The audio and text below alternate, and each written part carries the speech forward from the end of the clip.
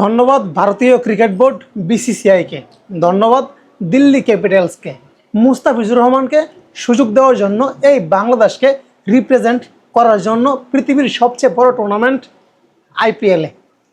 সত্যি কথা বলতে এতদিন বাংলাদেশের মানুষের কাছে আইপিএলটা ছিল নিম পাতা।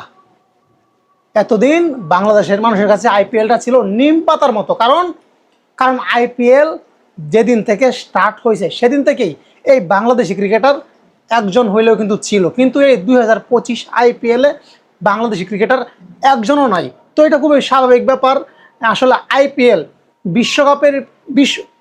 বিশ্বকাপের পরেই সবচেয়ে বাংলাদেশের মানুষ এবং মনে করি পুরো পৃথিবীর মানুষ যারা ক্রিকেট লাইক করে, বিশ্বকাপের পরেই এই আইপিএলের স্থান এবং এই আইপিএল আমাদের কাছেও খুবই জনপ্রিয়। কিন্তু বাংলাদেশি ক্রিকেটার না থাকাতে এবারের আইপিএলটা খুবই খারাপ গেছে আমাদের জন্য। কিন্তু এখন ফাইনালি মুস্তাফিজুর রহমানকে সুযোগ দিছে বিসিসিআই, মুস্তাফিজুর রহমানকে সুযোগ দিছে দিল্লি ক্যাপিটালস।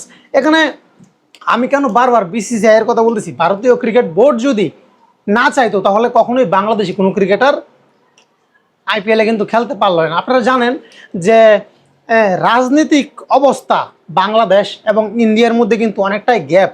যদিও একটা সময় খুবই ভালো বন্ধুত্বপূর্ণ ছিল দুইটা দেশ, কিন্তু বর্তমানে কিন্তু রাজনৈতিক প্রেক্ষাপটে কিন্তু অনেকটাই চেঞ্জ দুই দেশের। আসলে সাপ আর ভেজির মতো বলা যায়। কিন্তু রাজনীতিটাকে দূরে রেখে স্পোর্টসটাকে যে এত আসলে মানে আলাদাভাবে রাখছে, আলাদাভাবে নিছে ভারতীয় ক্রিকেট বোর্ড অথবা আইপিএল কর্তৃপক্ষ, তাদেরকে অসংখ্য অসংখ্য ধন্যবাদ। এবং এতদিন আইপিএলটা ছিল আমাদের কাছে নিম পাতা, আর এখন আইপিএলটা হয়ে গেছে আমাদের কাছে মধু। ওই কিরে মধু হয়ে গেছে। তো আজকে থেকে আসলে আইপিএল খুবই পরিপূর্ণভাবে দেখব। এবং আমি প্রথমত সাপোর্ট করছিলাম কলকাতা যেন আসলে উইন হয়। তো অলরেডি কলকাতা বাদ, তারপরে সাপোর্ট করছিলাম মনে মনে যে আরসিবি জিতুক ট্রফিটা। কারণ বিরাট কোহলি তার জীবন যৌবন সব শেষ, একটা ট্রফি তার প্রাপ্য। কিন্তু এখন দিল্লি ক্যাপিটালসে মুস্তাফিজুর রহমান গিয়ে এখন সব একদম কল্পনা জল্পনা সব উলটপালট করে দিছে, উলটপালট। যখন বাংলাদেশ ক্রিকেটার মুস্তাফিজুর রহমান দিল্লি ক্যাপিটালসে, আমার তো কোনো প্রশ্নই আসে না আরসিবিকে সাপোর্ট করার। তো আমি দিল্লি সাপোর্ট করব এবং আশা করি দিল্লি চ্যাম্পিয়ন হবে এবং মুস্তাফিজুর রহমান দুর্দান্ত পারফরমেন্স করবে। তো লাস্ট টাইমে একটা কথা বলতে চাই, আপনারা অনেকেই বলছিলেন যে বাংলাদেশি কোনো, আচ্ছা যাক ওইদিকে যাইতে চাই না, যা গেছে তো গেছেই। তবে আমি এটা জানি মুস্তাফিজুর রহমানের অসংখ্য ক্রিকেট ফ্যান ভারতবর্ষে আছে।